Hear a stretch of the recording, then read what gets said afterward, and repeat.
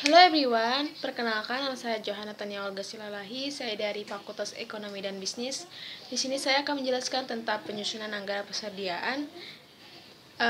Dosen pengampun saya Bapak Wirme Eka Saputra dari Sarjana Ekonomi MSI. Pertama saya akan menjelaskan tentang pengertian anggaran persediaan. Persediaan adalah bahan atau barang yang disimpan dan akan digunakan untuk memenuhi tujuan tertentu. Misalnya, untuk digunakan dalam proses produksi atau perakitan, untuk dijual kembali, atau untuk suku cadangan dari peralatan atau mesin. Selanjutnya, saya akan menjelaskan tentang karakteristik dalam anggaran persediaan. Yang pertama itu adalah anggaran mengestimasikan potensi laba satuan bisnis. Yang kedua, ada anggaran dinyatakan dalam istilah moneter, yang jumlahnya dapat ditunjang oleh jumlah moneter, misalnya unit yang dijual atau yang dalam diproduksi. Yang ketiga, mencakup periode dalam 1 tahun. Yang keempat, ada anggaran merupakan komitmen manajemen atau manajer sepakat untuk mengembangkan tanggung jawab atas pencapaian tujuan yang dianggarkan.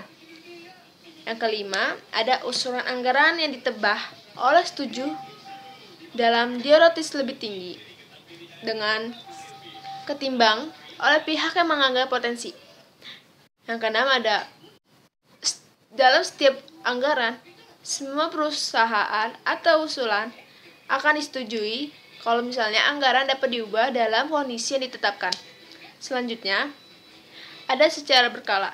Di dalam perusahaan karakteristik, anggaran persediaan membutuhkan skalanya, yaitu kinerja finansial yang sesungguhnya dibanding dengan anggaran dan selisihnya atau dianalisis dan dijelaskan.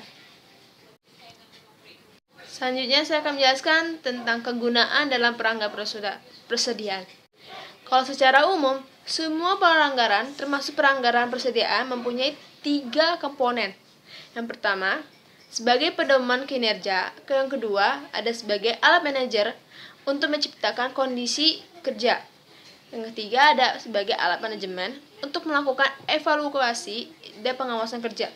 Sedangkan secara khusus, penganggaran persediaan berguna sebagai dasar untuk menyusun anggaran unit yang akan didiskusikan, seperti kayak persediaan barang jadi.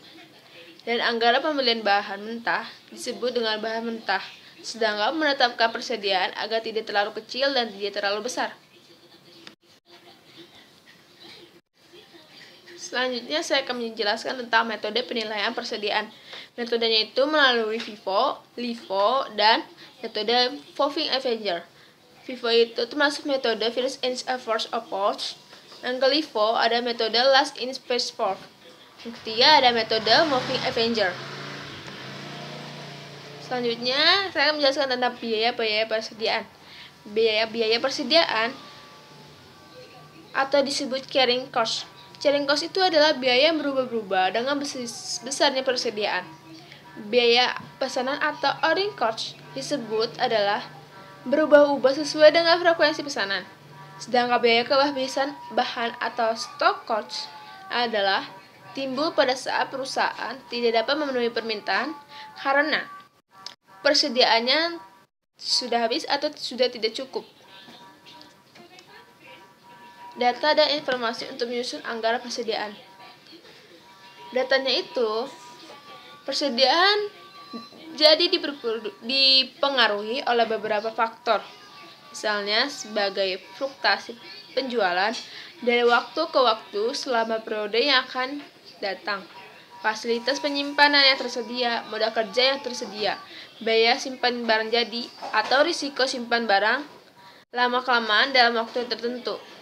Kedua, ada persediaan bahan mentah.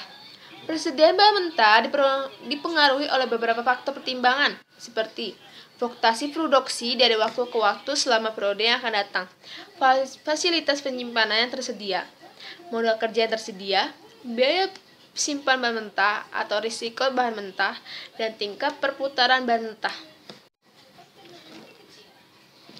Sekian dari saya. Terima kasih.